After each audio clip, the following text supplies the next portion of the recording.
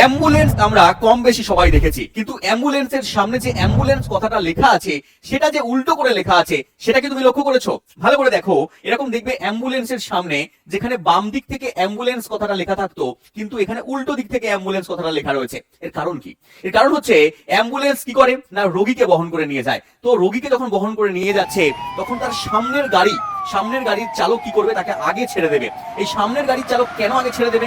কারণ তার যে আয়না রয়েছে সেই আয়নার মধ্যে অ্যাম্বুলেন্স কথাটা সোজা করে উঠবে।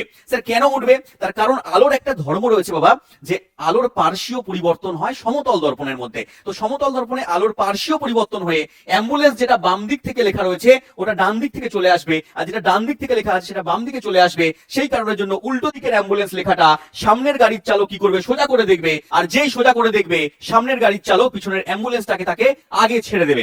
এই কারণের জন্য কি হয় না, অ্যাম্বুলেন্স লেখাটা উল্টো করে থাকে। তুমি বাড়িতে দেখতে পাবে, তোমার বাড়ির যে সমতল দর্পণ আছে, যে আয়না রয়েছে, সেই আয়নার সামনে দাঁড়িয়ে দেখবে আজকে যে তোমার ডান হাতকে বাম হাত বলে মনে হয়, তোমার ডান দিককে বাম দিক বলে মনে হয়। তাহলে এটাকে বলছি আমরা আলোর পার্শ্বীয় পরিবর্তন। এটা বিভিন্ন অক্ষরের ক্ষেত্রেও দেখা যায়। তুমি দেখবে যে অক্ষরগুলো কিভাবে পরিবর্তন হয় আয়নার সামনে, দেখবে এন লেখাটাকে ঠিক এরকম ভাবে পার্শ্বীয় পরিবর্তন হয়ে তুমি এরকম ভাবে দেখতে পাবে। পি লেখাটাকে তুমি দেখতে পাবে উল্টো দিকে এরকম ভাবে কিউ এর মতো করে। কিছু লেটার আছে যেগুলোকে তুমি সেম দেখতে পাবে, যেমন টি এর পরিবর্তন হবে না, টি কে তুমি এরকমই দেখতে পাবে, ওকে তুমি এরকমই দেখতে পাবে, ই কে তুমি এরকম ভাবে ঘুরিয়ে দেখতে পাবে। এরকম ভাবে তোমাকে লেটার গুলো দেখতে হবে, যেখানে কিছু কিছু লেটারের পার্শ্বীয় পরিবর্তন হবে, কিছু কিছু লেটারের পার্শ্বীয় পরিবর্তন হবে না। এখানে পরীক্ষায় প্রশ্ন দিয়েছে। তার আগে তোমাদেরকে জানাই যে ঘড়িতেও কিন্তু সেম কনসেপ্ট কাজ করে। যখন ঘড়ির মিরর ইমেজ হয়, তোমাদের স্যার পড়িয়েছেন, সেই মিরর ইমেজের ক্ষেত্রেও কি হয় না, তোমরা একটা ঘড়িকে রেখে দেবে, আয়নায় সেটাকে দেখবে, দেখবে যে এর সময় পরিবর্তন হয়ে গেছে। পরীক্ষায় কোশ্চেন দেয়, মনে করো এখানে লেখা আছে কটা না, 6:20 বাজে।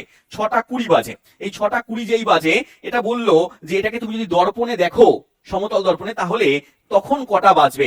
তুমি কি করবে, একটা ফর্মুলা তুমি ইউজ করবে যে 1160। তাহলে 1160 থেকে তুমি কি করবে, এটা মাইনাস করে দেবে 620।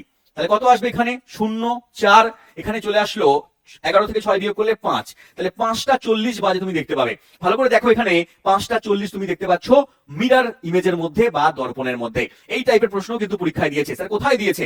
দেখে না, প্রশ্ন দিয়েছে পরীক্ষায়, বলেছে একটি ঘড়িতে 7:40 দেখাচ্ছে, তাহলে আয়নায় সময় কত দেখাবে? কি বললাম না, 7:40 যদি হয়, তার মিরর ইমেজ বার করতে গেলে 1160 থেকে মাইনাস করে দেবে এখানে 7:40। তাহলে এখানে কত আসবে বাবা? 0। 6 থেকে 4 বিয়োগ করলে 2 আসে, আর 11 থেকে 7 বিয়োগ করলে তোমার 4 আসে। 4:20 তুমি দেখতে পাবে অপশন নাম্বার এখানে এ সঠিক উত্তর। একটা সেম টাইপের কোশ্চেন তোমাকে এইচডব্লিউ দিচ্ছি, বলবে এনটিপিসি পরীক্ষায় 2020 দিয়েছে যে 3:15 দেখাচ্ছে সময় ঘড়িতে, তাহলে তার প্রতিবিম্ব, তার আয়নায় প্রতিবিম্বটা টাইম কত দেখাবে? কমেন্ট বক্সের মধ্যে তুমি আমাকে উত্তর দেবে।